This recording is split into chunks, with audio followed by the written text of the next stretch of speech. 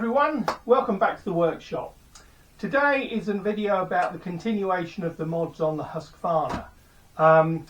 Yesterday was quite a busy day post-wise. One of the things that came back was the ECU. Having changed the end can for the wings exhaust and also fitting a foam air filter as a result of putting the Raid Garage tank in, I thought it was sensible to get the fueling remapped. Now my intention was to stick it on a dyno and map it perfectly for this machine, but the guy who I wanted to do it is refurbishing his workshop, and the only way he could do it was to map it on the bench from an identical map from a bike that's had the same mods done. So he's done maps on several of these bikes that have had the identical mods done, and he did a bench remap, and that arrived yesterday. So I fitted that. I have got a few other things to do to it, to just disconnect things, and then that'll be sorted. I have started the bike, it runs fine. I haven't ridden it, got no error codes on the dash, so that's good. The other thing that arrived was this. So this is a front mudguard from a company called Perfect Fairings in Greece, and the plan is to put this on today. So this will obviously be a much closer fitting front mudguard, which hopefully should stop the crap from being thrown everywhere.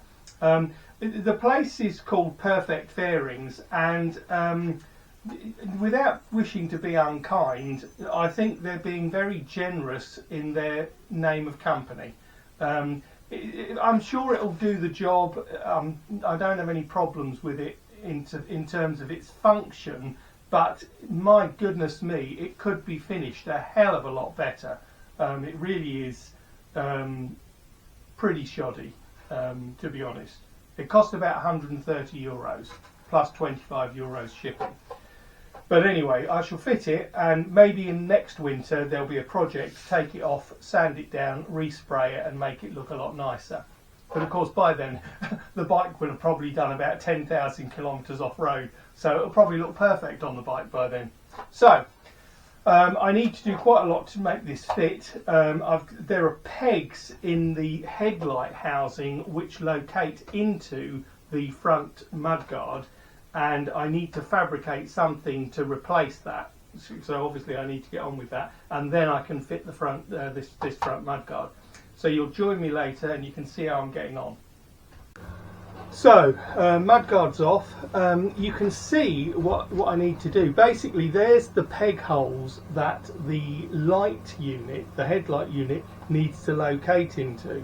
So the mudguard bolts through these two into the bike, and also through with these two into the bike. So I need to fabricate a piece of aluminium that shape, and then having these two holes that the headlight unit can locate into. So let's see how I get on with that.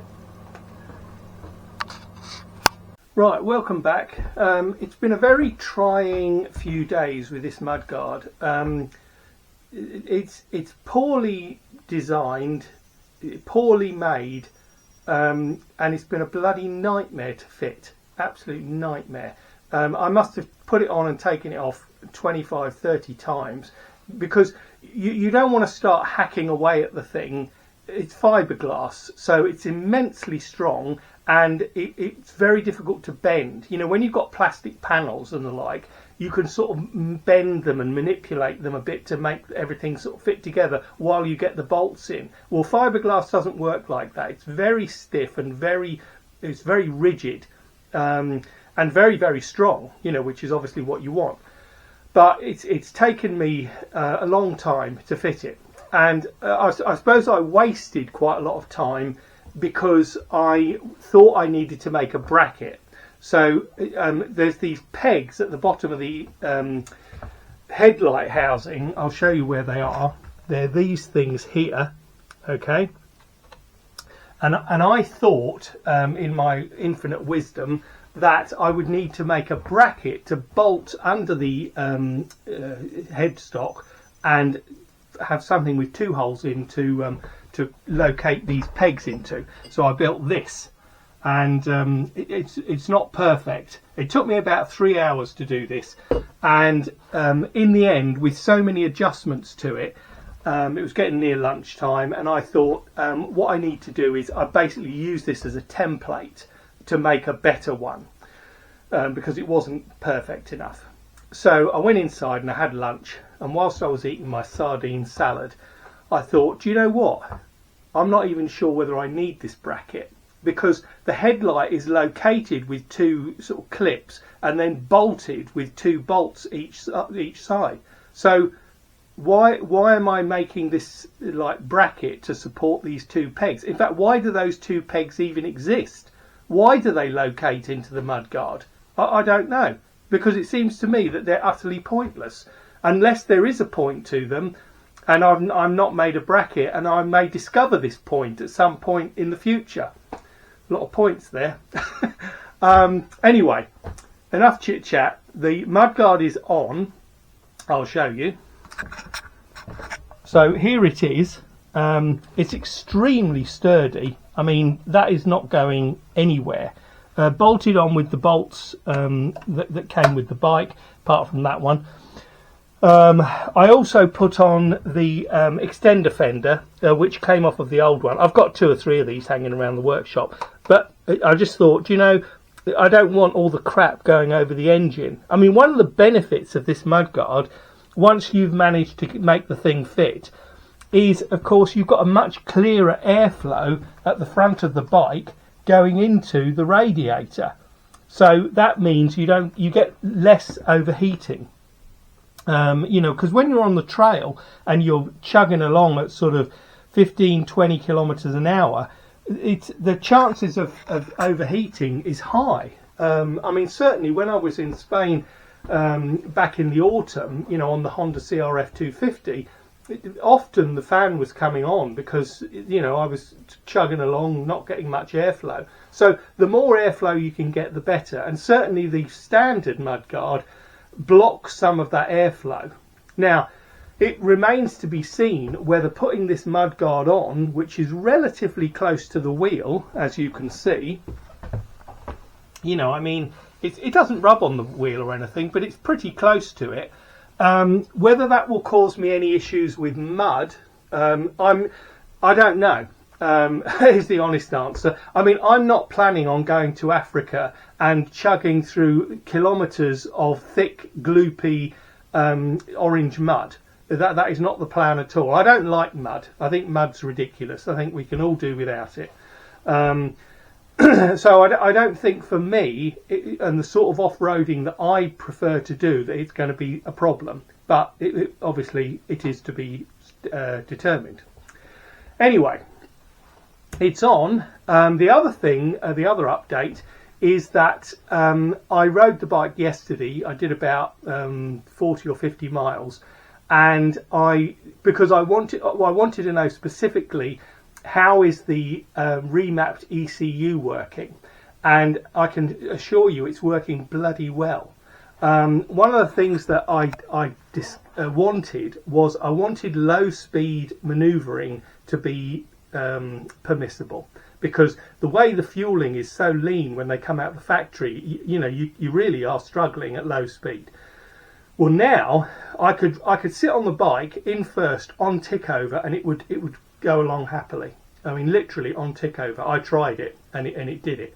And that is exactly what you want. You know, you want to be able to go at low revs on the trail, or certainly I do. You know, when you're negotiating tricky bits, you don't want to be wrestling with the bike as well as, you know, the engine. You don't want to be wrestling with the engine. You're already wrestling with the bike. You don't want to be wrestling with the engine when you're trying to negotiate a tricky section. In terms of its overall power, my God, it is. I mean, it was fast before, but it is off the scale fast now. I mean, the acceleration, it is phenomenal, absolutely phenomenal. When you start winding it up, I mean, it's fantastic, absolutely fantastic. A little unnecessary, I think, for the trails, but certainly on the open road, it'd be absolutely superb, really good. So the other thing to say is I mentioned in a previous video about the screen, and I wasn't sure whether the screen I put on this one here was going to cause too much turbulence, and I can safely report that it doesn't cause too much turbulence. It's been absolutely fine. The mirrors I put on the side, I showed you those in the previous video, they were previously on the outside, but I couldn't get it down the path at the side of the house, so they had to move to the inside, and they're fine. They don't foul any of the levers, they're absolutely fine. So I'll see how I get on with those. You know, ideally I want the Rottweiler ones, but I'll see how I get on with these for now. Other than that, the bike is I'm loath to say it's finished, because they're never finished, but it's as finished as I need it to be to go places. All I need to do now is go places, but unfortunately, well, not unfortunately, I've got several holidays to do before, non-motorcycle holidays. We're skiing next week in Canada, then we're going to the Caribbean, and then we're off to somewhere else. I can't remember where we're going next, but in April I'll be going to Spain, taking the bike to Spain and going to the south and trying to do some trails down there. So that's it for the updates.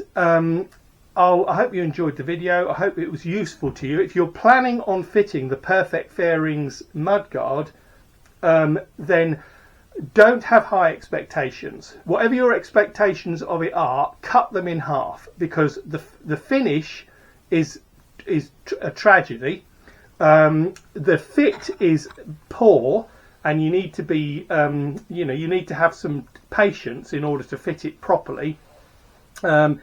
And once it's done, I think it's fine. But I mean, it's taken me a few days to do this. It really has. So the idea of Perfect Fairings calling their firm perfect, then I really think they need to look at a translation better than that, because they're in Greece. Maybe in Greek, Perfect Fairings means something like pretty average fairings. But in English, perfect fairing means something that's bloody perfect, and this is a long, long way from that. So there it is. If you like this video, or you like hearing me talk, please give me a thumbs up, subscribe if you haven't. There's plenty of more videos coming along.